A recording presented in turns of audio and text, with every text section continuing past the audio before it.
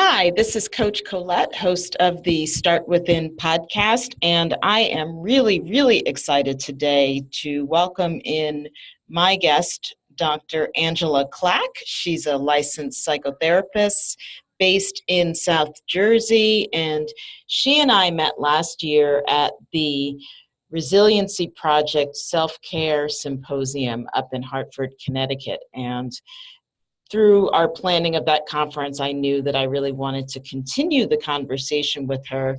She is the author of Women of Color Talk, Psychological Narratives on Trauma and Depression. So I'm excited to welcome you to this podcast, Dr. Angela. Hi, thank you. I'm excited to have this conversation. And yes, it was a good time up in Hartford. Hartford, right? Were we in Hartford? We were in Hartford. I know. It's hard to remember sometimes, right? I know it's Connecticut, but I had an awesome time. That was such a great event. And I love networking with people that are not always in the mental health field. That to me is exciting. That's fun. I get to have a whole nother level of conversation. So that was a good time. Yes. And so I'm excited today to talk about mental health as Black women, as, founders or, owners of our own businesses, and really talk about what are some of the strategies that you recommend or that you use with clients, as well as your personal experience, like the personal experiences that I've had as well. Okay, sounds good. Awesome. So how long have you been a female founder or owner of your own practice? So I'll preface it this way. So I've been in the mental health field for 20 plus years. I'll say about 25 when I started out after I got my master's. But actually as an entrepreneur and businesswoman and CEO of my own private practice, the last 10 years. I've always worked for someone or some other group I was a partner or a part of. And then having established my own private practice, I want to say maybe just slightly over 10 years. And was that an intentional decision? Like you said, okay, I'm ready to jump out onto my own and launch this private practice? Oh no, Coach Colette, it was not. It never is it? Was quite an arduous task. But I like the fact that we're talking about this because what helped me to take that leap of faith was getting a coach. At this time, I had been working for one of the state facilities in New Jersey for about 8 years. And I knew it was time to do something else. But there was, security in that position. At that time, I was like a lead clinical supervisor, and it was making decent money. I can't say I was making, a lot more than I think I am now, but it was decent money. And I really liked what I was doing in terms of oversight for the mental health care of the committed youth. So those who have committed some kind of offense and were incarcerated.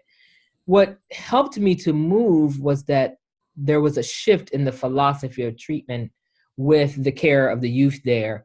And it came down to the point where my license, the mental health department as a whole, our licenses were on the line. So the powers to be that weren't mental health were making some very, very risky, poor, impulsive decisions. And it caused all of our department to be called on the carpet in a lawsuit. Wow. And, just by that alone, all of us had to go through the depositions and all of that. And I knew then that the direction that this was going in was it was going to rob me of my ability to do my job the way that I knew ethically and morally it should be done.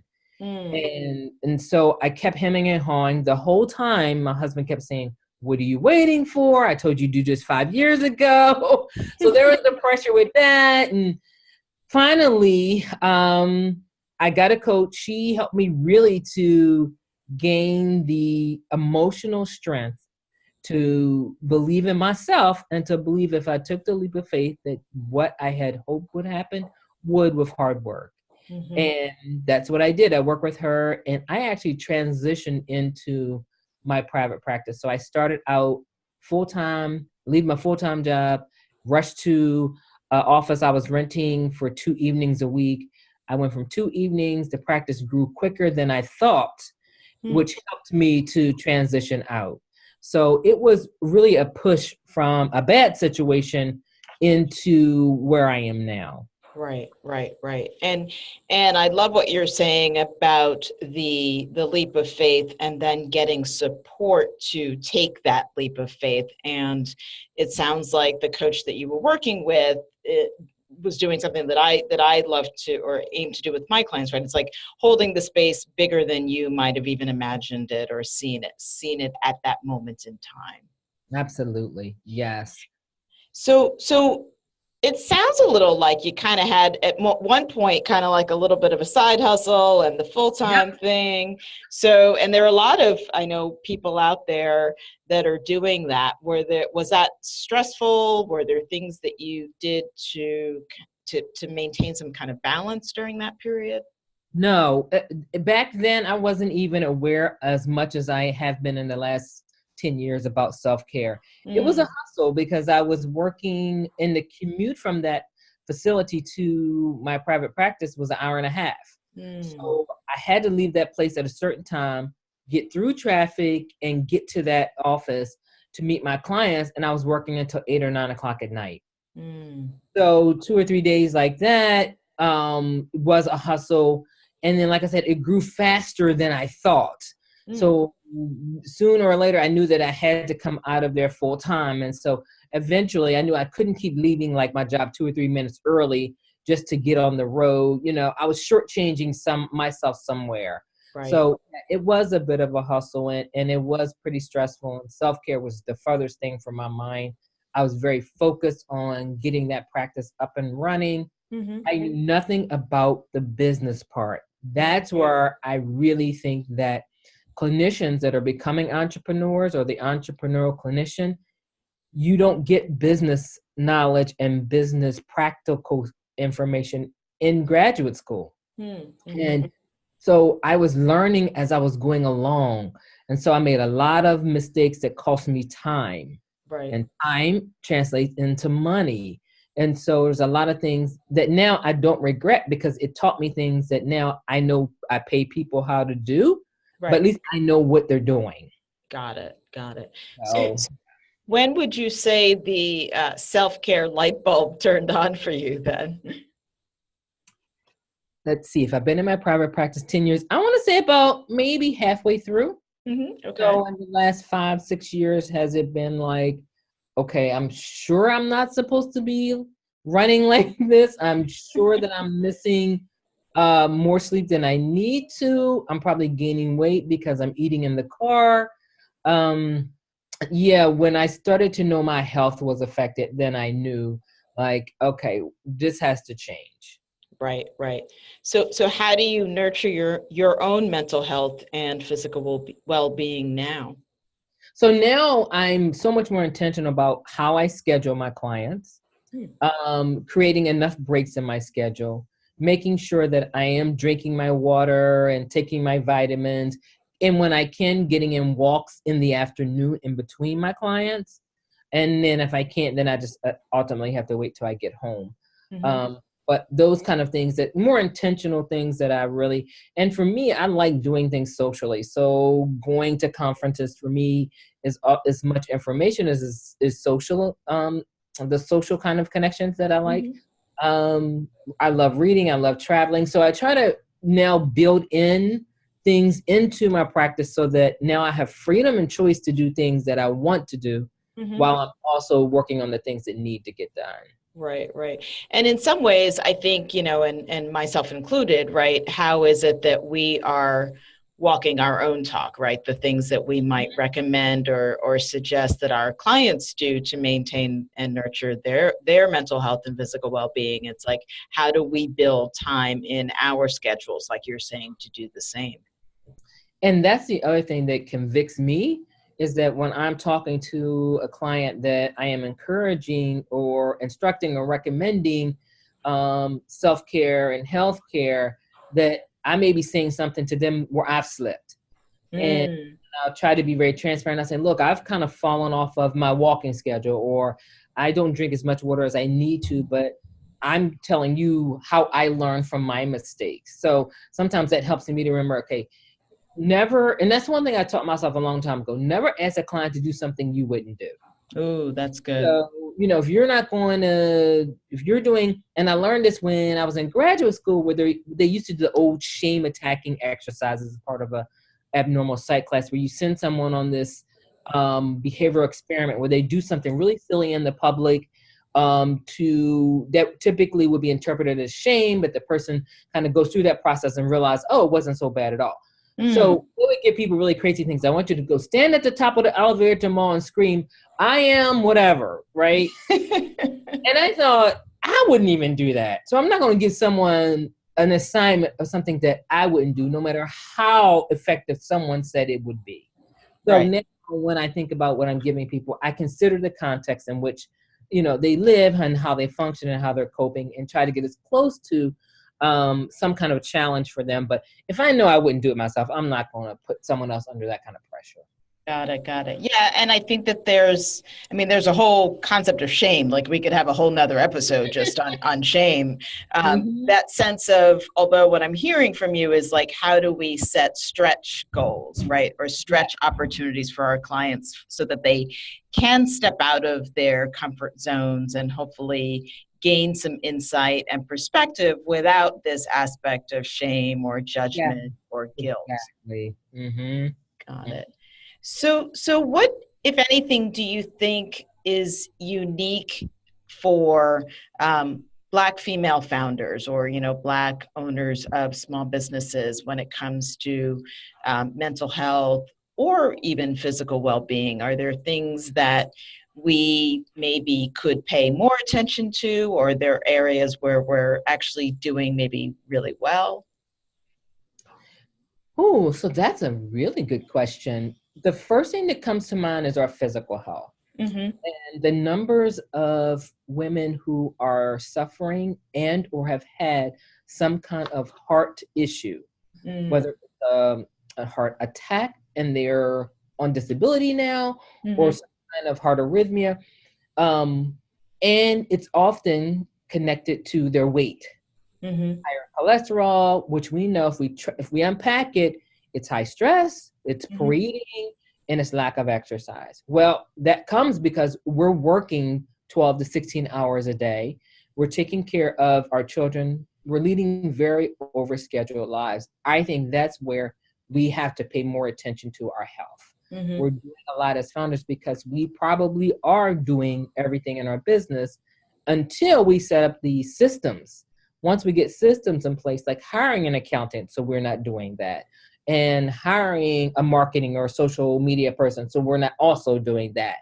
Once we put systems in place, it frees us up to do other things. But in the beginning, we're doing everything. Right.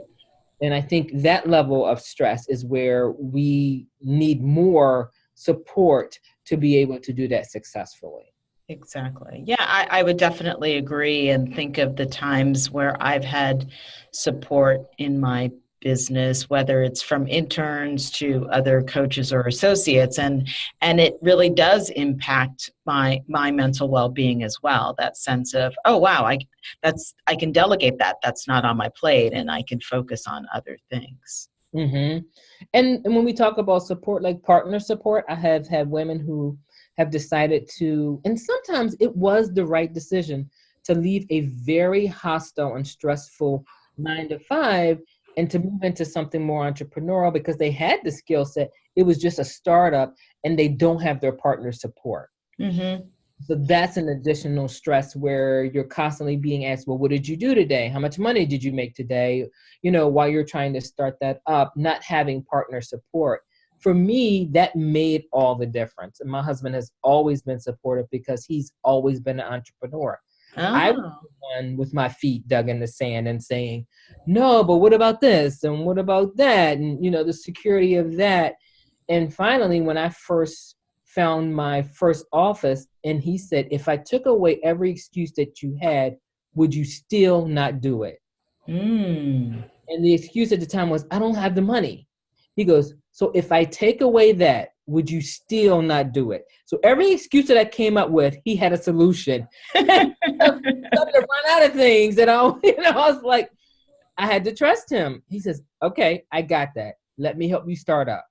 And I said, okay. So it was like, if it wasn't for him, I probably would have still delayed this process. Right. I knew what happened. Right. That's interesting. I always say my journey to entrepreneurship was a little bit of a different spin, where the universe, I was right size, down size, left size from two other full-time opportunities. That was how I ended up in this world of entrepreneurship. So it's kind of funny that it's like we're both taking leaps of faith in different ways, and then having the support of, I've worked with coaches too, it's sort of like walking my talk, and it is interesting, that sense of support. And for some, it might look like, a love relationship. Others, it might be a friend or other communities. Like you said, I know you like to go network with other people in our industry. Yeah, exactly.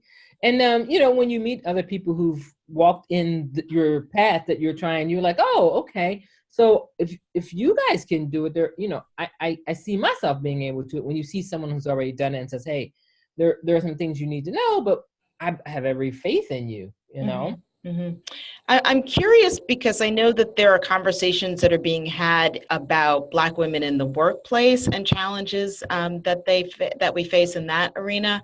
I'm also curious, again, as a female founder, like have you seen, either for yourself personally or through clients, like what are some of the stressors that women are bringing to you as being an entrepreneur, or maybe, running the side hustle and trying to launch? The number one thing that I have seen, not only personally, but for the women who are coming to me, is women who are in positions, women of color who are in positions, and their superior or administrator or manager, whoever's above them, who is less well-trained, who has less education, who has less knowledge and information, is undermining who they are. Who is subjecting them to undue and sometimes unreasonable demands. And short of being outright and overtly gender biased and racially discriminating against them, they're right up against that wall where that's happening without it being so obvious that the person could be brought up on an EEOC complaint. But the women they are so stressed because they're biting their tongues. They don't want to be the angry Black woman. They don't want to show out on the job, but they're being looked over, passed over for promotion. They are not being hired when other people from the outside with less experience are coming in, and they are just holding stress in. Right. They have nowhere to go. People don't understand. They come home, they talk to their spouses and say, hey, that's a good job. You better not lose that job. Not even supporting that woman in what she's going through. Right.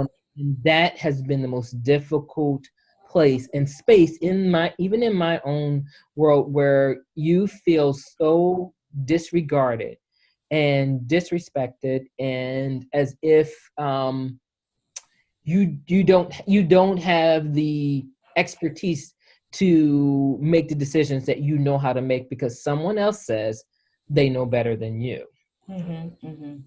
Right. And I think what's the unique twist, at least in my experience, being from the entrepreneurial perspective, is that so whereas, yes, I'm running my business, then I am still responsible for attracting new clients. And I'm talking a little less about my B2C, like my coaching clients. I'm thinking more about the work that we do with companies and organizations. So there is that perspective of, for me or other female founders, right? You're not necessarily sure when you don't get a bid or, you don't get the project, right? What were the the reasons for that decision. And so I think that, yeah, there are lots of challenges for women in the workplace, exactly what you said, spot on, 100%. And then as the entrepreneur, there's also this kind of other ambiguity because, well, okay, we don't really know why that contract didn't pan out. So there's a different level of sometimes uncertainty, unless it's, a warm lead where, I know someone at the company and I can be like, hey, what happened here? Mm-hmm, mm-hmm. Interesting. So I know that you are passionate about helping to reduce the stigma for people of color who seek mental health treatment. How do you think we're doing on that as a community? Some days I feel like, wow, we're getting better. And then other times I'm seeing things that says we're taking 10 steps backwards. I think we're getting the information out there. I think we're not getting it deep enough into communities that really need it. So while I see tons of articles and outlets on social media, I don't know if the neighborhood down in South Philadelphia or in North Philadelphia has access to mental health, information. So while we're putting it out there, we're doing networking events, we're doing conferences, I don't think that everybody's getting it. I think sometimes we have to get in the communities to get this information out there. I know that there are groups here, I can speak to like Philadelphia and New Jersey, and maybe a couple other places where I know that I'm working more directly, but they're doing so much to give in their community. So the work is there. I just think we have a ways to go, but I think it will be ongoing because as we know recently, we've had two people who survived one traumatic event to later we find out maybe this week and last week have taken their life by suicide. Right. And so with all of the information and the hotline numbers we have out there, we have the national hotline numbers for suicide, and there are other apps that people have created for mental health, particularly for young people. That is still becoming a choice. Mm-hmm. And it should never be that way, that people are so tormented by traumatic events and depression and other mental illnesses that for them to alleviate pain is to not be around anymore. Mm-hmm. And so I know that I can speak to my community. I know more and more people of color are calling and they're showing up for psychotherapy, and they are doing their work here. I love it. But I bet for every one I get here, there are 10 who aren't getting anything. Right. So if for any, we're talking a little bit more about female founders, but for anyone that's listening to this, what tips or suggestions would you have, or maybe even better, like kind of what are the warning signs, would you say, around whether it's high stress, chronic stress, like what should we be looking out for in ourselves? Yeah, the first thing I would say is a real demoralization. Like things just don't seem to be working well. They don't feel like they have any kind of support, whether it's on their jobs or in their families. And they're starting to have really, really negative conversations in their head around, I can't do this anymore. This is horrible. This is too hard for me. I feel alone. And the helplessness and hopelessness are high indicators for persons who are considering suicide. So we want to be mindful of that. I think for me, the body talks. Many of us are physically and emotionally exhausted, but we won't stop. We keep pushing, we keep moving. We don't even stop long enough to check in with our own bodies when we're sick. We show up to work sick. We don't want to miss work, or we're afraid that we can't miss work. So we're showing up in places and we're not even feeling well. And the body talks, the body's telling you. And I have a lot of folks who don't sleep. They say, well, I don't sleep because of this, or I don't sleep because of that. And I often say, eventually your body will shut down. You can wear it down or it will shut down. If it shuts down, you're probably going to be in the hospital. Right.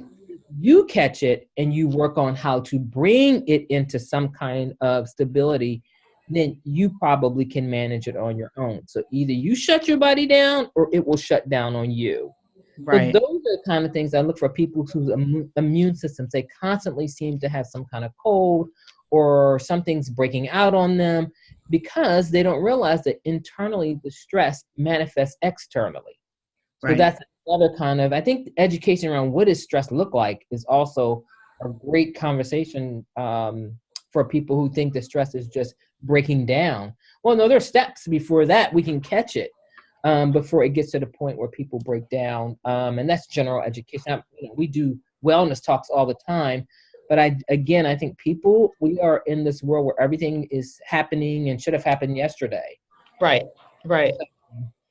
Right. And again, for founders, that extra pressure of, and particularly if you're a solo founder, right, that sense of if I don't do it, it won't get done. Mm-hmm. And then the flip side of that, like you're saying, yes, the body keeps score. So, but if you don't make those different choices, right, then there's the consequences of, okay, now I'm taken down. So then there's the long-term implications to your business for that. So it's kind of like taking the quick break versus getting completely taken out and then having to, take months off. Yeah. Here's the mistake I made many years ago that I stopped. I used to think that work really hard from January through November and then save your little vacation for December because most people take off. Kids are off on holidays. And I wouldn't take much time off at all. And so I thought, wow, you're working 11 months waiting to get to December so that you can have some time off. And I realized that over the years, by the time I reached October, I was sick. And this happened 2 years in a row before I really figured it out. Like, it's because you're stretching yourself too far before you take a break. Right. And so as an entrepreneur, that's what I was doing. I was like, well, I got to build up this fund, or I got to build up this time, or people are calling and I have to take and meet them. And so I was letting the business run me and not me running my business. Oh, that's amazing. That's a great quote, I think. And we all, and I'm raising my hand on that too. I have definitely fallen into that mode. And I think it's the awareness of it, right? Recognizing that there might be crunch times, right? And then, right, not letting the crunch time be 11 months. Yeah, exactly. Mm-hmm. Got it. So within that context, I ask all of my guests to share, what does start within mean to you? So start within for me is looking at what's happening inside of me in terms of my thoughts and in my body, and start within in terms of if I want to make changes, whether it's in my health, whether it's in my relationships or my business, I have to start within me. On the old cliche of the man looking in the mirror, I feel like it's the same way. You start within to work without. So I can't give to others what I don't have, or what we say we can't pour into others when our cup is empty. Right. So starting within for me is looking at what I have to offer, what I have in terms of my value, putting a worth on that, and then being able to give that out. That's beautiful. Thank you. That's awesome. Thank you for sharing that Yes. definition for you. So I know we've had a lots of things, and I'm definitely going to think of a way we're going to have another conversation together really soon, just to keep this conversation going. So how can people learn more about you and the work that you're doing, and if they wanted to perhaps take advantage of your services? So I'm in New Jersey, in case people are listening all over the U.S. and abroad. I'm in the state of New Jersey. I can be found on social media at Clack Angela, which my last name is Clack, or Dr. Angela Clack. I also have my website, which is www.clackassociates.com.